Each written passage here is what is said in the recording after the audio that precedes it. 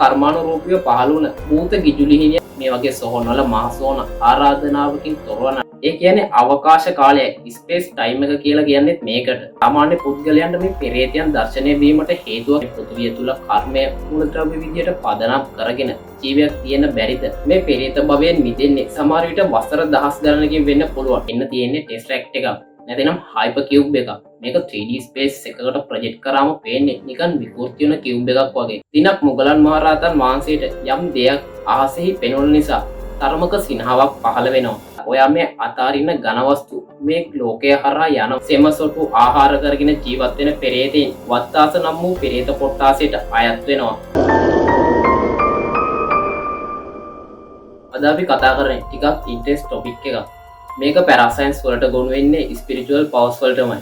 ආසියානු කලාපීය රටවල විශේෂයෙන්ම ශ්‍රී ලංකාව, ඉන්දියාව, තායිලන්තය, චීනය, ජපානය වගේ බෞද්ධ සම්භවයක් තියෙන රටවල් වල වැඩි කතාබහකට ලක් වෙන අමනුෂ්‍ය කොට්ටාසයක් ගැන කතා කරන තමයි මේ සූදානම.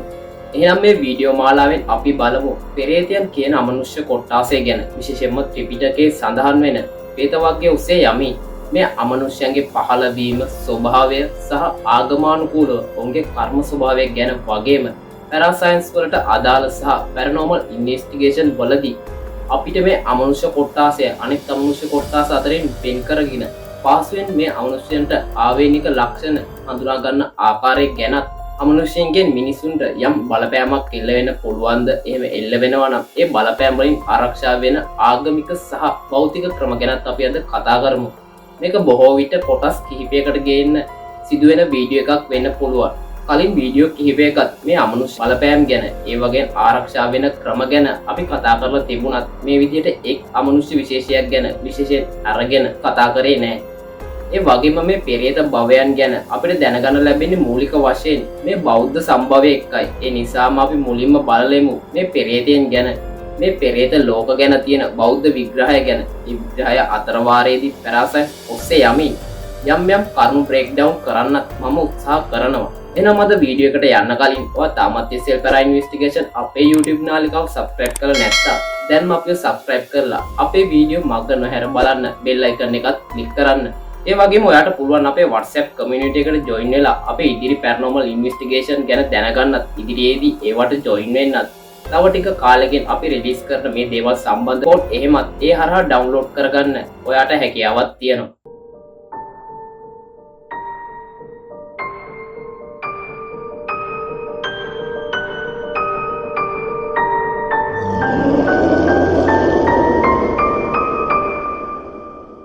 බෞද්ධ ධර්මයේ තුල සඳහන් වෙන මේ පෙරේත ලෝක ගැන මුලින්ම පොඩි වචනාර්ථ පැහැදිලි කිරීමක් කරන්න ඕනි. මේ පෙරේත ලෝක කියන්නේ පෙරේතෙන් කොට්ටාස නැතිනම් වර්ගවලට. මේ පෙරේත ලෝකයේ තියෙන්නේ අපේ ලෝකයේමයි. එහෙනම් අපිට පේන්නේ පැයි. ඇයි එහෙම අයව නොපෙනෙන්නේ කියන එක ගැනත්, ඇතැම් අයට විතරක් පෙනෙන්නේ ඇයි කියන එක ගැනත් මම ඉස්සරහට මේ වීඩියෝ එකේ සඳහන් කරන්න. මාංශපේශී තියෙන පෙරේත කොට්ටාස, ඇටසැකිලි වගේ පෙරේත කොට්ටාස, සම දිය වෙලා සමක් නැති පෙරේත කොට්ටාස, කටින් දුර්ගන්ධය හමන ප්‍රතිමුඛ වැනි පෙරේත කොට්ටාස ගැන මේ බෞද්ධ දර්ශනය තුල සඳහන් වෙනවා.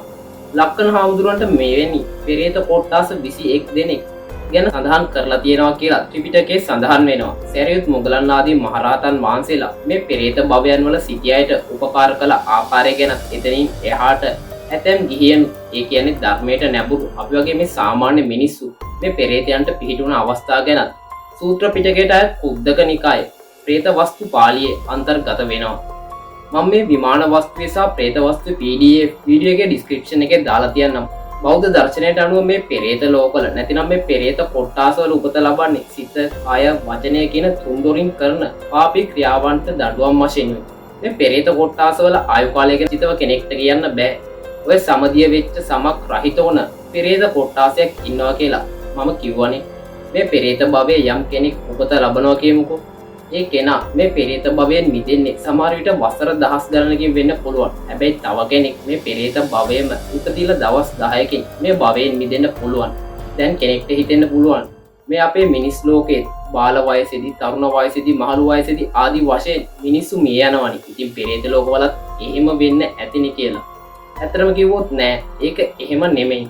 මේ පෙරේත ලෝකවල ප්‍රතිසන්දිය නැතිනම් උපත ලැබීමෙන් පසු ඊතරම් දුක් ගැහැට බින්දක් ලේසියෙන් මියන්නේ නෑ. අපි කියමුකෝ යම් බාහිර බලපෑමක් නිසා මේ පෙරේතයන් මිය යනවා කියලා නැවතත් පෙරේතෙක් ලෙස ඒ ආකාරයෙන්ම උපදිනවා. මොකද කර්මයට අනුව තමයි මේ භවයන් වල කෙනෙක් උපත ලබන්නේ.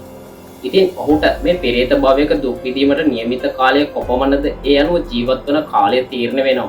අපි දන්නවනේ මිනිස් ආයුෂවල උපරිමයක් තියෙනවා කියලා. අපි රවුම් ගානක් විදියට අවුරුදු 100 ගත්තත් මේ පෙරේත භවයන් වල උපදින කෙනා අනුව ඔහුගේ කර්ම ශක්තිය අනුව තමයි බොහෝ වෙලාවට ඔහු එම භවයේ කොපමණ කාලයක් සිටිනවද කියන එක තීරණය වෙන්නේ. ඒක කලින් මම කිව්වා වගේ දවසක් දෙකක් වසර දහස් ගාණක්ද ලක්ෂයක් දෙතනින් එහාටද කියන එක තීරණය වෙන්නේ ඒ කෙනා අනුවයි. නිශ්චිත ආයු කාලයක් මේ විදිහට උපත ලබන පෙරේතයන් අතර නැහැ. ප්‍රේතවස්තු ප්‍රකරණයේ මේ පෙරේතයන්ගේ දුක්ඛිත කතා 51ක් තියෙනවා. මේ කතා අතරින් කිහිපයක් මම ඔයාලා එක්ක බෙදා ගන්නම්. ඊට කලින් මේ ප්‍රේත කොටස ගැන තව ටිකක් සංකීර්ණව අවබෝධ කර ගැනීම ඉතාමත් වැදගත් වෙනවා. උද්දක නිකායේ ප්‍රේත වස්තුවට අනුව ප්‍රේතයන් ප්‍රධාන කොටස් 4කට බෙදෙනවා. පාංශු පිසාචික, පස්, මඩගොහරු ආදී ආශ්‍රය කරගෙන ඒ තුල තියෙන ජරාව කමින් සිටින පෙරේතයන් තමයි මේ විදිහට හඳුන්වන්නේ. උප්පිසාචික, බීමට ජල පොදක් නැතුව, කැමට ආහාරයක් නැතුව අනේක විද දුක් විඳ සිටින පෙරේතයන් මේ නමින් හඳුන්වනවා. නිජ්ජාමන්තික, කාලකද්දි පෙරේතයන් කියන්නේ ඉතා උස හිස මත ඇස් තිබෙන කට ඉදිකටු සිදුරක් තරම් කුඩා වූ ඉතාමත් සිහින් තුරටියක් තිබෙන පෙරේත කොට්ටාසයක්. කෙනෙකු අනුමෝදන් කරන පින් ලබාගෙන ඒ පිනේ අනුභවයෙන් ආහාර පාන සැප සම්පත් ලබන්න පුළුවන් වෙන්නේ පරදත්තුප ජීවි නම් වූ පෙරේත කොට්ටාසයටයි. තවත් ගැඹුරින් මේ පෙරේත කොට්ටාසය ගැන පැහැදිලි කරොත් සෙමසොටු ආහාර කරගෙන ජීවත් වෙන පෙරේතයන් වත්තාස නම් වූ පෙරේත කොට්ටාසයට අයත් වෙනවා. උණපාස නම් වූ පෙරේත කොට්ටාසය මිනිසුන්ගේ හෝ සතුන්ගේ මලකුණු ආහාර ලෙස ගනිමින් ජීවත් වෙනවා. අසූචි ආහාර කොට ඇති භූත කාදක නම් වූ පෙරේත කොට්ටාසයකුත් ඉන්නවා. ගිනි ගන්නා කටකින් වේදනා ලබන අග්ගිජාල මුඛ නම් පෙරේත කොට්ටාසයකුත් ඉන්නවා. ඉදිකට තුඩක් පමණ වූ කටක් ඇති විශාල හැලියක් වගේ බඩක් තියෙන පෙරේතයෝ ඉන්නවා. මේ අයට කියන්නේ සුචිමුඛ කියලා. සාගින්නෙන් හා පිපාසයෙන් තර පෙළෙන බැවින් ආහාර පාන ආශාවෙන් පෙළෙන තන්හට්ටිද නම් වූ පෙරේත කොට්ටාසයකුත් ඉන්නවා. ගින්නෙන් පිලිසුන කණුවක් වගේ වියලිය ගිය සිරුරක් ඇති සුනිජ්ජක් කදාමක පෙරේත කොට්ටාස. තමාගේම සම කැපෙන පරිදි ලොම් නියපොතු තිබෙන සත්තංග නම් වූ පෙරේත කොට්ටාසය. විශාල පර්වත වගේ සිරුරු තියෙන පබ්බතංග පෙරේත කොට්ටාසය. පිවුරන්ගේ සිරුරු වැනි සිරුරු තියෙන අජරංග නම් වූ පෙරේත කොට්ටාස. විමානවල ඉපිද සැප දුක් දෙකම කලින් කල මිදින්නා වූ වේමානික ප්‍රේත කොට්ටාස. කැලෑවල වාසය කරන්නා වූ මහත් වූ ඉර්දිද ඇති මහිත්තික නම් වූ පෙරේත කොට්ටාස ආදී විශාල පෙරේත කොට්ටාසයන් ප්‍රමාණයක් සිටින බවට බුදුදහම තුල විස්තර කරනවා. මේ ප්‍රේත වස්තුව තුල විස්තර කරන පෙරේතයන්ගේ භෞතික ස්වභාවය සහ කුමන හේතුවක් මතද ඒ අයට මේ වගේ දුක්ඛිත ඉරණම් අත්ුනේ කියන කාරණය ගැන අවබෝධයක් අපි මේ ප්‍රේත වස්තුව ඔස්සේ උපුටා ගනිමු. දිනක් මුගලන් මහරහතන් වහන්සේට යම් දෙයක් අහසෙහි පෙනුන නිසා තරමක සිනහාවක් පහළ වෙනවා. සාමාන්‍යයෙන් මේ බුදු පසේබුදු මහරහතන් වහන්සේලා වගේ උතුමන් කිසිම ආකාරයකින් අපි වගේ ඕන එකට එපා එකට hina වෙන්නේ නැහැ. ඉතින් මේ නිසා රහත් නොවූ භික්ෂූන් සහ රහත් තුනත් ඒ තරම් ඉර්ධි බලයන් ආදී නොමැති රහතන් වහන්සේලා පවා මේ මහරහතන් වහන්සේලාගේ මේ ඉරියව් ගැන ඉතාමත් උනන්දුයි. බුදුහාමුදුරන්ගේ මේ ඉරියව් ගැන ආනන්ද හාමුදුරුවෝ උනන්දුයි වගේ. ඉතින් මුගලන් හාමුදුරුවන්ගේ මේ මද සිනහව ලක්කන හාමුදුරුවන් දකිනවා. මේ ගැන ලක්කන හාමුදුරුවෝ මුගලන් මහරහතන් වහන්සේගෙන් ඇහුවම උන්වහන්සේ කියන්නේ බුදුහාමුදුරුවන් සම්මුඛයේදී මගෙන් මේ ගැන යලි විමසන්න කියලා. බුදුහිමියන් අසලදී මේ ගැන කතිකාවතක් ඇති වෙද්දී ලක්කන හාමුදුරුවෝ මේ ගැන විමසා සිටිනවා. ඒ අවස්ථාවේ මුගලන් මහරහතන් වහන්සේ ඉජ්ජකූට පර්වතයේ ආසන්නයේදී පාවෙමින් ඇවිද යන ඇටසැකිල්ලක් දැක්ක බව පවසනවා. ඒ අවස්ථාවේ කර්මානුරූපීව පහළ වුණ භූත ගිජුලිහිණියන් කිහිප දෙනෙක් මේ ඇටසැකිල්ලට කොටමින් ඇට මිදුළු ආදී කෑමට උත්සාහ කරන ආකාරය පෙරේතයා කෑගසමින් බේරීමට කරන ව්‍යර්ථ උත්සාහයක් දැක එබඳු ආකාරයේ සත්වයින්ද වෙසෙනවනේ කියලා උන්වහන්සේ සීනාසුණු බව බුදුහිමියන් ඉදිරියේ පවසනවා. මේ රහතන් වහන්සේ මේ පෙරේතයාගේ වේදනාවට මේ අවස්ථාවේ hina වුණා කියලා මෙතනදී ගන්න යන්න එපා. මේ ශාස්ත්‍රීය බියජනක බව උන්වහන්සේලා තේරුම්ගෙන අවසන්. නිර්වාණයට පිවිසිලා අවසන්. ඉතින් ඒ සිනහවෙන් කියවෙන්නේ ඊට වඩා ගැඹුරු දෙයක්. ඒක ඔයාලත් ඔලුවට ගන්න.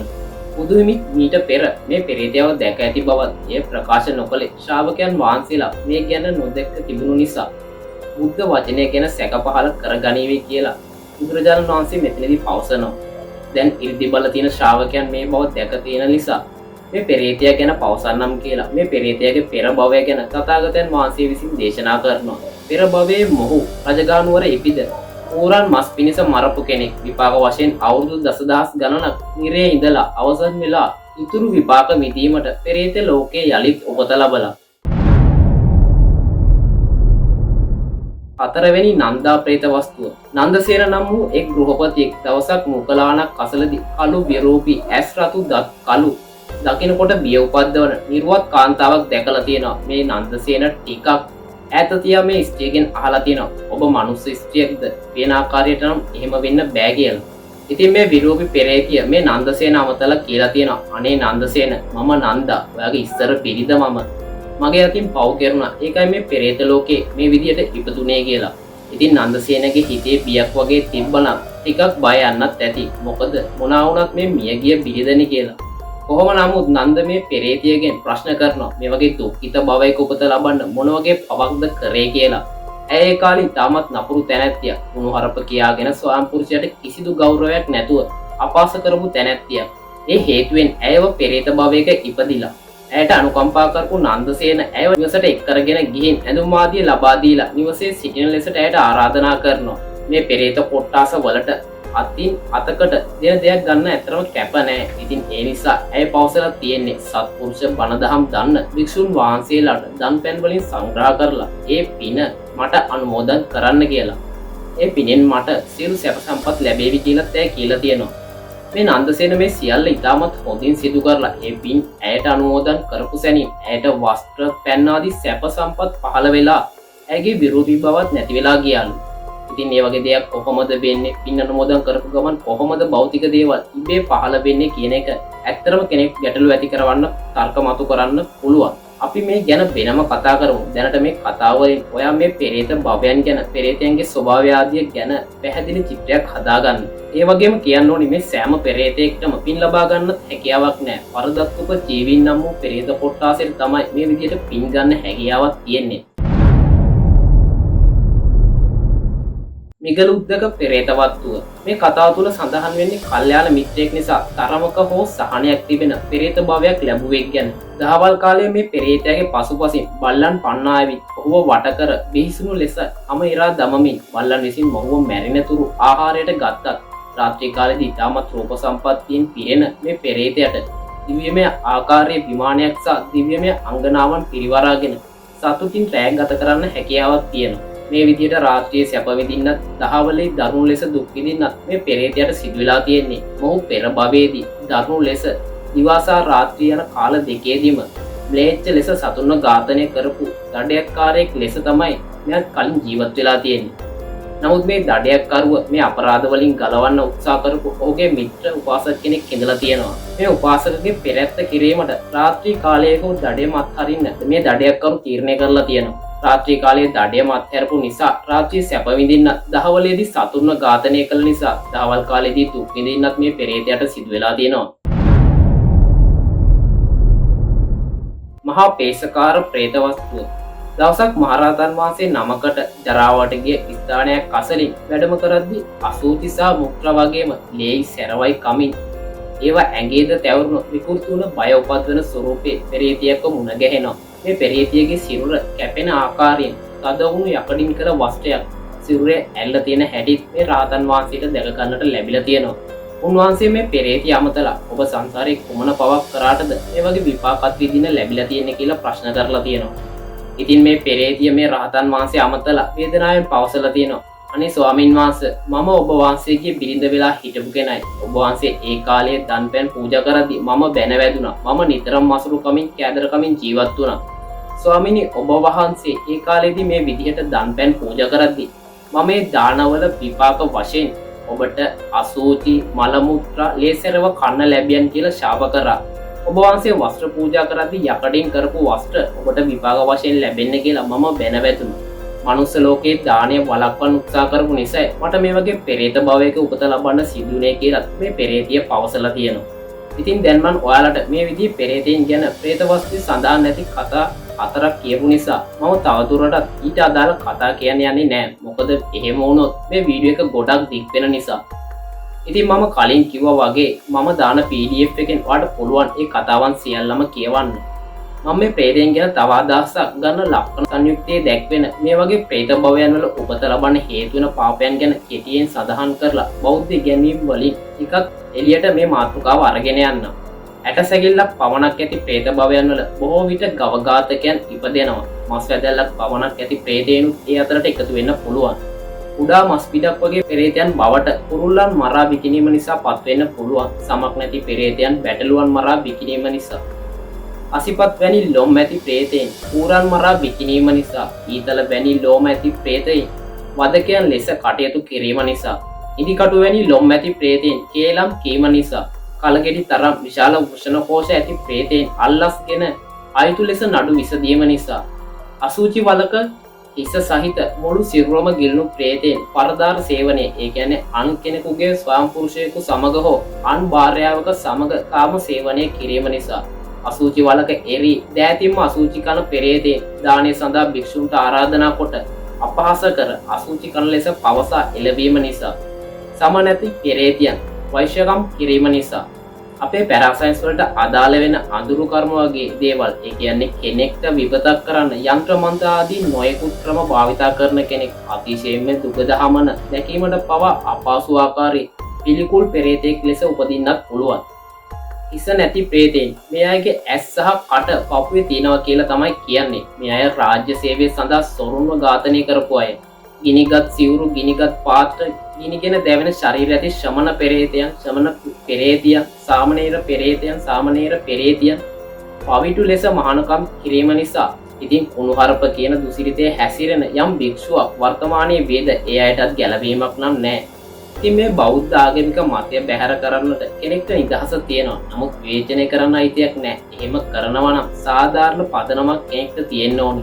ඉතින් මම සමහර වීඩියෝ වල ෆැක්ට්ස් 1000ක් ගෙනාවත් ඒවත් චෙක් නොකර ඒ වීඩියෝ වලට පට්ටපල් බොරු කියලා තමන්ගේ පදනමවත් පැහැදිලි නොකර දාන කමෙන්ට් වගේ මෙතනදී මේ බෞද්ධ ඉගැන්වීම හැලුවට ලක් කරන මුග්ධ පදනම් විරහිත කමෙන්ට් දාන එකෙන් වළකින්න. ඒක තමන්ටම කරගන්න යහපතක් වෙයි.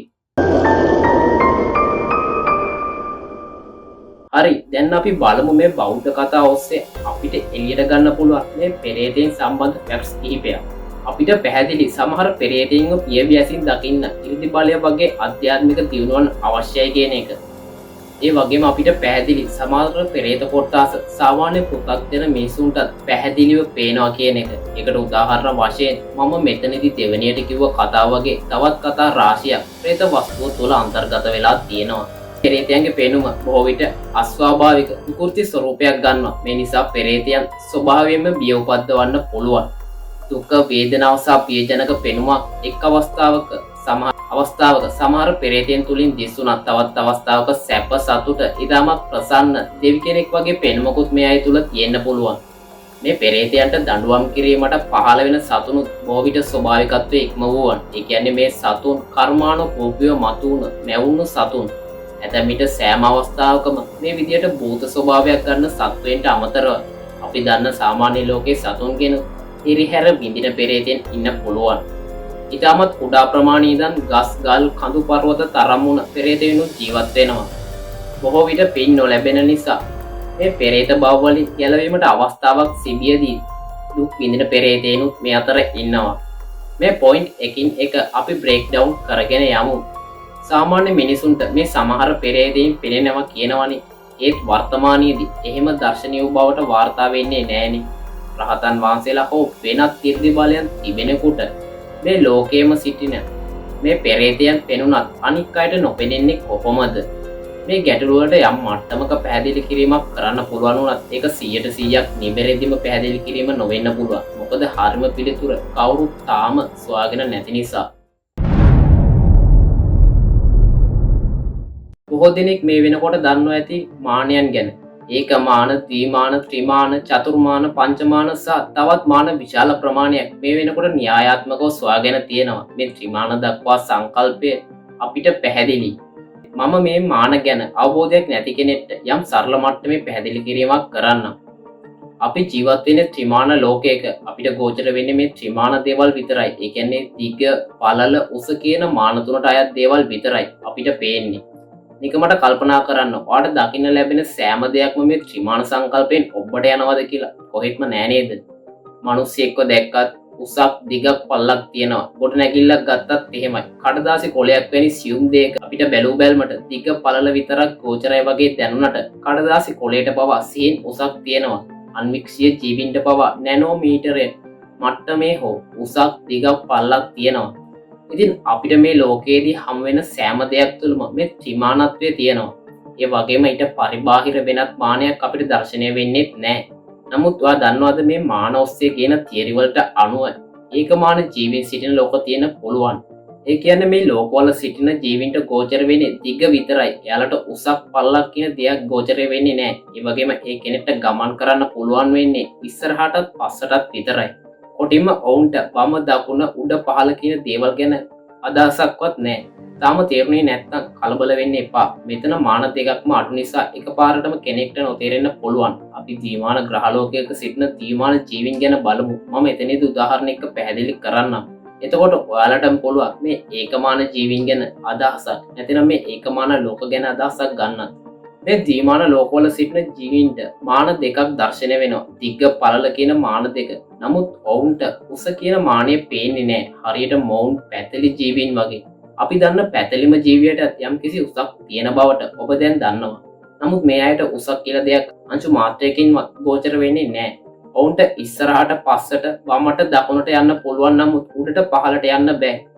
1884 එඩ්වින් එබෝට් විසින් රචනා කරපු ෆැට්ලෑන්ඩ් නවකතාවට පාදක වෙන්නේ මේ ද්විමාන ලෝකයේ ජීවීන් හමුවට එන ත්‍රිමාන ජීවියෙක් සම්බන්ධ සිදුවීම් සමූහයකට. ඔයාට පුළුවන් නම් මේ නවල් එකත් හොයාගෙන කියවන්න. ඔයා මේ ද්විමාන ලෝකයට ගෝලයක් ඝනකයක් අතහරිනවා කියලා කියන්නකෝ. ඔයාට දැන් උස කියන මානය ගෝචරයි. නමුත් මේ ලෝක තුල එවන්නක් නැහැ. ඒ නිසා ඔයා මේ අතාරින ඝන වස්තු මේ ලෝකය හරහා යනවා. ඒ කියන්නේ උඩ ඉඳන් පහළට යනවා. ඔන්න ඕක දකින්න මේ ද්විමාන ලෝකයේ ඉන්න ජීවියෙක්. එයාට දැන් මේවා ඝන වස්තු විදියට පේන්නේ නැහැ. ගෝලය දානකොට ගෝලයේ මුල් කොටස පොඩියට පේන්න ගන්නවා. උසකින් තොරව මෙයාට මේක වෘත්තයක හැඩයක් කියලා අඳුර ගන්න නම් අපිට වගේ උඩින් බලන්න බෑනේ. ඒ නිසා මෙයා මේක වටේ රවුමක් යන්න ඕනි. එතකොට තමයි මෙයාට මේ හැඩය ගැන පැහැදිලි වෙන්නේ. ඔන්න දැන් ඊළඟට ගෝලයේ මැද කොටස මේ ලෝකය හරහා යද්දි මේ ද්විමාන ජීවියට පේන්නේ අර මුලින් පෙනුන වෘත්තයක සයිඩ් view එක ලොකු වෙනවා කියලයි. එයා ඒක හැඩයේ වෙනසක් නොවි විශාල වුණා කියලා දැනගන්න නම් තව වටයක් යන්න ඕනි. ගෝලයේ අන්තිම කොටස මේ ලෝකය හරහා ගමන් කරද්දී මේ ජීවියට පේන්නේ වෘත්තයක් වගේ පේන මේ සයිඩ් view එක ආයෙත් පොඩි වෙලා අන්තිමට අතුරුදහන් වෙලා යනවා වගේ. එතකොට මේ ජීවියට අනුව එයා දැක්කේ අద్భుත දෙයක්. එකපාරට රමුවක් වගේ එකක් ඇවිත් ඒක ලොකු වෙලා ආයෙ පොඩි වෙලා අතුරුදහන් වුණා කියලා. ඝනකයක් මේ විදිහට මේ ලෝකය හරහා දැම්මොත් එයා දකින්නේ මේක නිකම්ම සමචතුරස්‍රයක් වගේ. හොඳට මතක තියාගන්න මෙයා මේක වටේට ගියේ නැත්තම් එයාට මේක සමචතුරස්‍රයක් වගේ පේන්නේ නැහැ. එයා එක තැනක ඉඳන් බැලුවොත් එයාට පේන්නේ තනි ඉරක් වගේ. ගෝලය වගේ ප්‍රමාණාත්මක විෂමතා නැති නිසා ඉරක් එකපාරට මතුවෙලා ඒක අතුරුදහන් වෙලා ගියා වගේ දෙයක් තමයි මේ ජීවිය දකින්නේ. දැන් ඔයාලට මේ ද්විමාන ලෝක ගැන සහ මේ ද්විමාන ජීවීන් ගැන අවබෝධයක් තියෙන නිසා චතුර්මාන ජීවීන් ගැනත් අපි කතා කරලා මේ වීඩියෝ එක තුල කතා කරන්න අවශ්‍ය වුණ කාරණාවට යමු. චතුර්මාන නැත්තම් මේ 4th dimension එකක පැහැදිලි කිරීම ටිකක් සංකීර්ණ වෙන්න පුළුවන්. ඒ නිසා ඔයා හොඳින් මේ කොටසට අවධානය දෙන්න. මේ ත්‍රිමාණය නැතහොත් දිග පළල උස කියන මාන තුනට තවත් මානයක් එකතු වීමෙන් තමයි මේ චතුර්මානය නිර්මාණය වෙන්නේ. මේක තාම අපිට ගෝචර නොවන මට්ටමේ උපකල්පනයක් නිසා මේ හතරවෙනි මානය මොකක් වෙන්න පුළුවන්ද කියන එකට සයන්ටිස්ට්ලාත් උදාහරණ දෙකක් දෙනවා. ඒකෙන් පළවෙනි එක තමයි ඇල්බර්ට් අයින්ස්ටයින්ගේ සාපේක්ෂතාවාදය ඔස්සේ යද්දී වස්තුවක ආරම්භයත් අවසානයත් නැතිනම් උපතත් මියයාමත් අතර තියෙන සදාචාරාත්මක කාලය තමයි මේ විදියට හතරවෙනි මානය වෙන්න පුළුවන් වෙන්නේ කියලා. ඒ කියන්නේ අවකාශ කාලය ස්පේස් ටයිම් එක කියලා කියන්නේත් මේකට. මේ චතුර්මාන ජීවියෙක්ට අපි මේ දිග පළල උස කියන ත්‍රිමාණය භෞතිකය දකින්න විදිහටත් ඒ මානය පාලනය කරන ආකාරයටම කාලය කියන මේ මානය භෞතිකව දකින්නත් පාලනය කරන්නත් හැකියාවක් ලැබෙනවා. ඒ කියන්නේ අපිට වර්තමානයේ ඉඳන් බලද්දි අනාගතය නොපෙනුනාට වර්තමානයේ ඉඳන් බලද්දි අතීතය නොපෙනුනාට මේ චතුර්මාන ජීවියෙක්ට වර්තමානයේ ඉඳන් අනාගතයේ දෙස බලන්නත් අතීතයේ දෙස බලන්නත් පුළුවන්. මේක හරියට ඔයා දිග පැසේන්ජර් එකක් මැද්දට වෙලා වාගේ වම් පස පැසේන්ජර් එකේ කෙළවරත් දකුණු පස පැසේන්ජර් එකේ කෙළවරත් බලනා වගේ දෙයක්. අපි භෞතිකව දිග පළල උස කියන දේවල් පාලනය කරනවා වගේ ඒවා පාලනය කරමින් අපිට අවශ්‍ය දේවල් නිර්මාණය කරනවා වගේ මේ ජීවියට කාලය පාලනය කරන්න පුළුවන්. ඔව්, කාලය තරණය කරන්න. මේක ගැන උදාහරණයක් තව ගැඹුරින් පැහැදිලි කරන්න පුළුවන් වුණත් අපේ මාතෘකාවට මේ ප්‍රමාණවත් නිසා අපි යමු විද්‍යාඥයන් කියන මේ 4th dimension එක වීමට හැකියාවක් ඇති අනික් දෙය නැතිනම් අනෙක් මානය ගැන කතා කරන්න.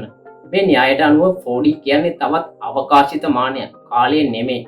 ඔයා ටෙස්රැක්ට් එක දැකලා ඇති. ඔයාට මේ පේන්න තියෙන්නේ ටෙස්රැක්ට් එකක් නැතිනම් හයිපර් කියුබ් එකක්. මේක 3D ස්පේස් එකකට ප්‍රොජෙක්ට් කරාම පේන්නේ නිකන් විකෘති වෙන කියුබ් එකක් වගේ. රොටේෂන් ඩිස්ටෝරේෂන් එකක් වගේ. අපිට තීමානික ලෝකයක සිටින ජීවීන් උඩින් නිරීක්ෂණය කරන්න පුළුවන් වුණා වගේම මේ ත්‍රිමාන ලෝකයේ ඉන්න අපිව චතුර්මාන ජීවියෙක්ට සීරු මාරුවට බලන්න පුළුවන්. මේක ටිකක් සංකීර්ණ වෙයි. මේ චතුර්මාන ගැන මුල්වරට අහන කෙනෙක්ට මේක ටිකක් අපහැදිලි වෙයි. නමුත් වීඩියෝ එක දිගටම කන්ටිනියු කරන්න. මොකද මේ ගැන හරියටම පැහැදිලි නොවුනත් මේ හරහා යන චතුර්මාන ජීවීන්ගේ හැකියාව ගැන වාට අවබෝධයක් ලැබෙයි. ඊට පස්සේ වාට පුළුවන් YouTube එක ඔස්සේ සිංහලෙන්ම මේ මාන ගැන විශේෂයෙන්ම චතුර්මානය ගැන ඉගෙන ගන්න. මට මතක විදිහට රාමු channel එකේ රන්දික අයියා මේ ගැන වීඩියෝ ගණනාවක්ම ඉතාමත් සරලව පැහැදිලි කරලා තිබ්බා. ඉතින් මේ වීඩියෝ එක තුල අපි මේ විදිහට සරලව පැහැදිලි කරන්න ගියොත් ඒ ගැන විතරක් කතා කරන්න පැයක් වගේ කාලයක් යනවා. ඒ නිසා මේ කියන දේ පැහැදිලි නැති වුණා මේ මානයන් ගැන කරපු අනෙක් YouTube videos බලන්නත් මම ඔයාලට ආරාධනා කරනවා. ඒකෙන් ඔයාගේ ප්‍රශ්න විසදෙයි. මේ චතුර්මාන සම්බන්ධව තියෙන දෙවෙනි පැහැදිලි කිරීම තේරුම් ගත්ත කෙනෙක්ට තේරෙනවා මේ චතුර්මාන ජීවියෙක්ට අපේ සිරුර අභ්‍යන්තරයක් දකින්න පුළුවන්. අපිට ඒක කරන්න නම් සිරුර කපන්න අවශ්‍යයිනේ. නමුත් මේ ජීවියට එහෙම අවශ්‍ය වෙන්නේ නැහැ. අපේ අභ්‍යන්තරයේ පවා මේ ජීවියට තනි දර්ශනයකින් බලන්න පුළුවන් වෙනවා. අපි සේපුවක් ඇතුලේ ඉඳියත් මේ ජීවියට ඒ සේපුව විවෘත නොකර ඒ සේපුව හරහා එන්නත් පුළුවන්. හරියට කාටුන් වල ෆිල්ම් වල හොල්මන් බිත්තිය හරහා එනවා වගේ. වාගේ සිරුර හරහා යන්නත් මේ ජීවියට හැකියාවක් තියෙනවා. දැන් ඔයාලට තේරෙනවා ඇති මේ විවිධ මානයන් එකිනෙකට වෙනස් වෙන ආකාරයත් මානයන් වැඩි වෙන්න ඒ ජීවින්ට කරන්න පුළුවන් දේවල් ප්‍රමාණය කොච්චර පුළුල් පරාසයකට පැතිරෙනවද කියන එක. මේ විදියට ස්ට්‍රිං තියරි වගේ තියරි ඔස්සේ ක්වොන්ටම් භෞතික විද්‍යාව තුළ වැඩි දෙනෙක් ප්‍රධාන වශයෙන් මාන 11ක් ගැන පැහැදිලි කරනවා. බොහෝ විද්‍යාඥයන් සිටින්නේ මේ මතයේ. ඒ වගේ මෙතනින් එයාට ගිහින් මේ වගේ මාන 26ක් ගැනත් විවිධ තියරි ඔස්සේ ගිහින් කතා කරන පිරිසකුත් ඉන්නවා. මතකනේ මේ දේවල් තාම න්‍යායාත්මකව තමයි තහවුරු කරගෙන තියෙන්නේ. අපිට ප්‍රායෝගිකව මේ දේවල් තහවුරු කරගන්න මීට වඩා විශාල දියුණුවක් අවශ්‍යයි. අපිට තාම ගණිතමය වශයෙන් තමයි මේ දේවල් සනාථ කරගන්න පුළුවන් වෙලා තියෙන්නේ. කොහොම නමුත් අපේ මේ මාතෘකාවට මමයි මේ විවිධ මාන සම්බන්ධ කරගත්තේ. ඔයාලට මතක ඇති පළවෙනි මානයේ විදිහට අපි ගත්ත දිග කියන මානය. ඇත්තට ඒකද සැබෑවටම මේ වගේ ඒකමාන ජීවීන් හෝ ලෝක තියෙනවා නම් ඒ තුල තියෙන්නේ දිග වෙනුවට පළල තියෙන බැරිද? ඇතරම් පුළුවන්. පළල හෝ උස මානය වුණ ඒකමාන ජීවීන් හෝ ග්‍රහලෝක තියෙන්න පුළුවන්. අපේ පරිකල්පනයට අනුව කාලය හෝ වෙනත් යමක් ඒකමාන කරගත්තු ජීවීන් ඒ අනුව ඉන්න පුළුවන් නේද කියන එක දැන් ඔයාලට පැහැදිලි වෙනවා ඇති. දැන් එතනින් එහාට යන්න. මතකනේ අපේ කලින් වීඩියෝ එකේ කතා කරපු ඕබ්ස් උනත් මේ විවිධ මාන එකතු වුණ ජීවියෙක්ගේ අපිට දකින්න හැකි ත්‍රිමාන කොටස විතරක් නම් අපිට ඒ ජීවියව සම්පූර්ණව පේන්නේ නෑ නේද? අපිට පේන දේ අපි ඒ ජීවියව මනින එක නේද එතනදී කරන්නේ. හරියට ද්විමාන ලෝකයේ හරහා අපි යවපු ගෝලය ගැන ඒ ද්විමාන ජීවීන් විස්තර කරා වගේ. මම මේ කියන්නේ ඕබ්ස් කියන්නේ එහෙම වෙනත් මානයක ජීවීන් කියන එක නම් නෙමෙයි. ඒක උදාහරණයක් විදිහට මම පැහැදිලි කරන්න ගත්ත උත්සාහයක් විදිහට විතරක් ගන්න. අපිට ත්‍රිමාන වලින් එහාට අනෙකුත් මාන භෞතිකව අත්දකින්න බෑ කියලා දැන් කාටත් පැහැදිලි ඇති කියලා මම හිතනවා. අපේ ලෝකයේ තුල මේ අනෙකුත් මානවලට අයත් ජීවීන් සිටිනවද? අපේ නෙත නොගැටෙන. එතකොට මේ පෙරේතයන් කියන්නේ එහෙම පිරිසක්ද කියන යොමු කිරීම උපකල්පනාත්මකව යොමු කරන්න පුළුවන්. ඒ වගේම අපි කාබන් කියන මූලද්‍රව්‍ය පදනම් කරගත්තු ජීවීන් මේ පෘථිවිය තුල කර්මය මූලද්‍රව්‍ය විදියට පදනම් කරගෙන ජීවියක් තියෙන බැරිද? මම දන්නවා මේක හෙනම විකාර කතාවක් කියලා. ඒත් මම මෙතන ගේන මේ විකාර උපකල්පනය ගැන ටිකක් හිතන්නකෝ. ආගමානුකූලව ගත්තාම අපේ ජීවිතය තුළ සිදුවෙන යම් යම් දේවල් කර්මය අනුවත් සිදුවෙනවනේ. එතකොට මේ අපි දන්න මේ භෞතික ලෝකයේ මේ ලෝකයේ ජීවය මේ භෞතිකත්වය සහ කර්මය මත යාවෙලා ක්‍රියාත්මක වෙන යාන්ත්‍රණයක් කියලා අපිට හිතන්න පුළුවන්නේ. ඒක දැනට විද්‍යානුකූලව විග්‍රහ කරන කොටසක් බෞද්ධ දර්ශනය තුළ තියෙන ඉගැන්වීම කොටසක් එකට මුහු වෙලා ඉදිරියට යනවා. මම හිතන්නේ මේ වීඩියෝ එක බලන හැමෝම වගේ නියම ධර්ම 5 ගැන දන්නවා. මම ඉතාමත් කෙටියෙන් මේක මතක් කරන්නම්. උතුනියාම කියන්නේ ඍතු වෙනස්කම් නිසා සිදුවෙන දේවල්. ගස්වල කොළ හැලීම, හිම වැටීම, වර්ෂාව, නායම් මේ වගේ දේවල් ඍතු වෙනස් වීමේ බලපෑම මත සිදුවෙනවා. බීජ නියාම ඔයා අඹ ඇටයක් පැල කරොත් කොස් ගහක් ඒකෙන් ඇති වෙන්නේ නෑනේ. අන්න ඒ වගේ තමයි ඔයා වපුරන දේ අනුව ඔයාට අස්වැන්න ලැබෙනවා. මේක නිව්ටන්ගේ තුන්වෙනි නියමයට ටිකක් සමානයි. ධම්ම නියාම මේක සරලව ගත්තොත් ඉපදුනොත් අනිවාර්යයෙන්ම මැරෙනවා වගේ පොදු නියතියක්. දහවල නිමා වෙලා රාත්‍රිය උදා වෙලා නැවත දහවල උදා වෙනවා වගේ.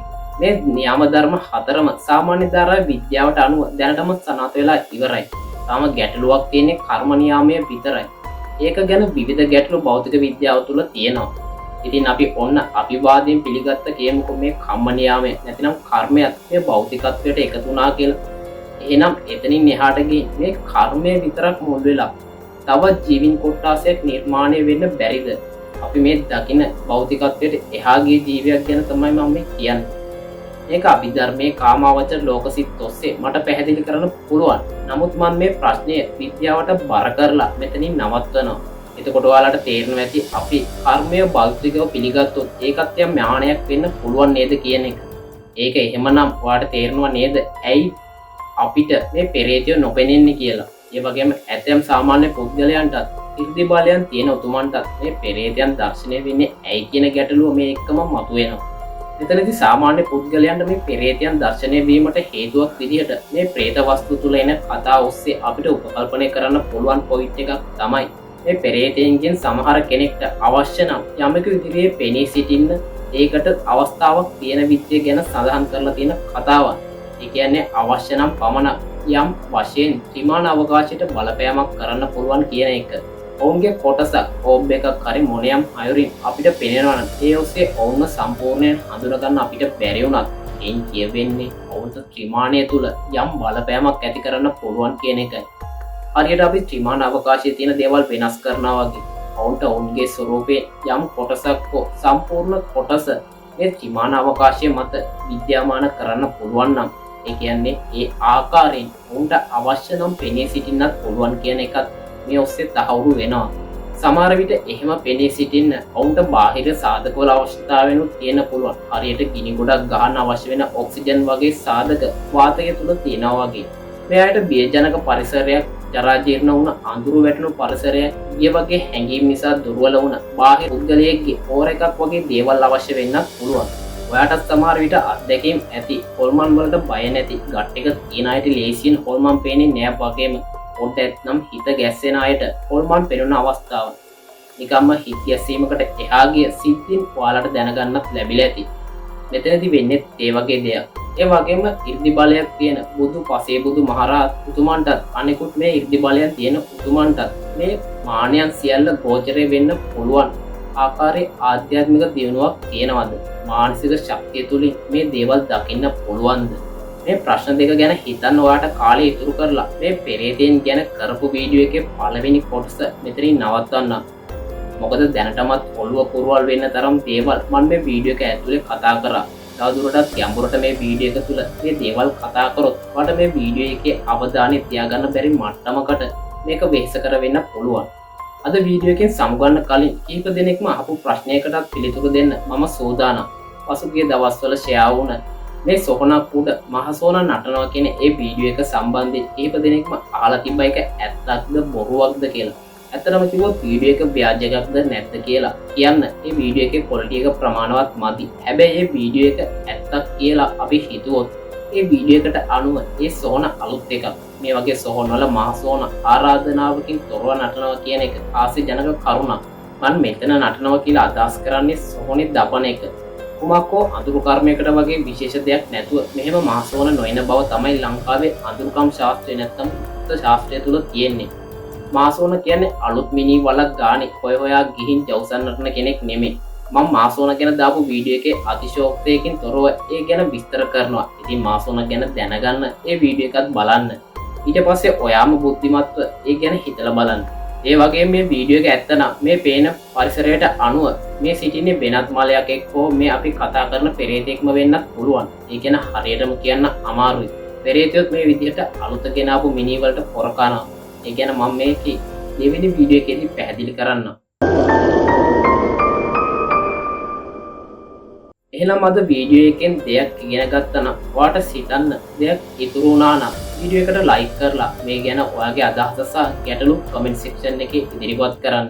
මේ වීඩියෝ එකේ දෙවෙනි කොටස මග නොහැර බලන්න නම් SA Para Investigation අපිව subscribe කරලා bell icon එකක් click කරන්න. මේ ගැන ඉන්ට්‍රෙස්ට් වගේ යාළුවන් අතරත් මේ වීඩියෝ එක බෙදා ගන්න. එහෙනම් තවත් මේ වගේ ඔබ දන්නා ලෝකයේ තුල ඇති නොදන්නා දේවල් ගැන උක්ත විද්‍යාත්මක කෝණයකින් ගෙන ඊළඟ වීඩියෝ එකෙන් හමු වෙනකන් ඔයාගේ වටපිටාව ගැන අවධානයෙන් ඉන්න අමතක කරන්න එපා.